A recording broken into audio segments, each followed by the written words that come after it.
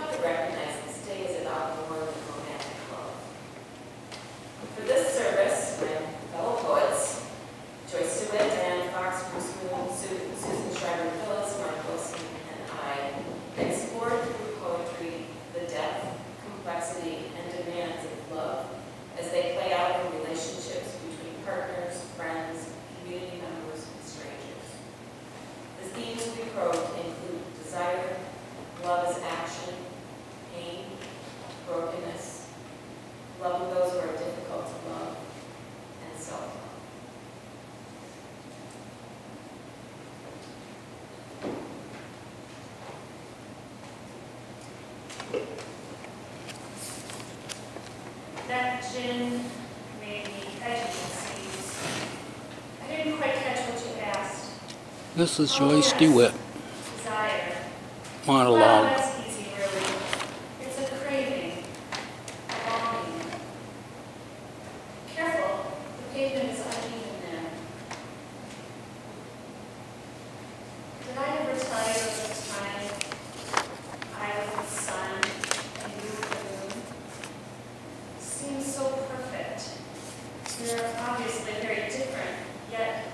celestial beings. One could not exist without the other. That night, it was hot, but we were up on that rooftop in the city, remember? There was a hot tub, and we'd sink under the water and look up through it at the stars. And there was dandelion wine, and fresh berries, and geraniums watching us. I remember. And the smell of chocolate melting over flame. What? Yes, I believe things have shifted. Just sit down.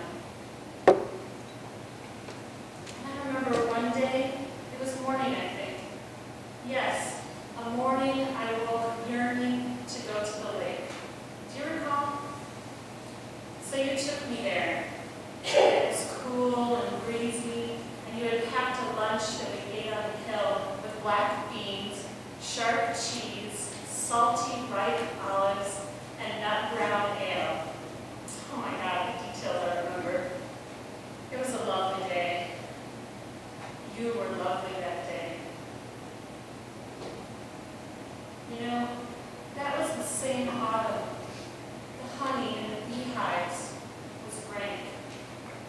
At least the odor was very pungent. It was because of the particular nectar the bees collected that year. Funny how things get linked in one's mind. And sometimes desire is vicious, a terrible thirst you can never speak of, never quench, or it can shatter everything. Your very bones, her dark, rich skin. That one's sharp. It belongs in that drawer there. The other night, I dreamed we were driving on a highway. There was field stubble going by out the window, field after open field, stretching on and on. Clumps of dirt slightly covered in snow, millions of clumps. But at the edges of the fields, the edges had personality. They had soft, dry leaves, old fence posts, grasses tall and auburn, bundles of strong wire, even thick gray trees. This part of the landscape somehow nurtured us. So much of the time is spent alone in the field under an overcast sky. That place is cold and hard to the touch, and there is no music there. All is black and white for miles and miles. But there, at the corner, a spot of warm rust, smooth weathered wood, brown stones heaped into a perfect pile. But I wish you wouldn't ask me questions like this. Tomorrow, let's plan the garden beds. There will be sunshine again, warming the stones.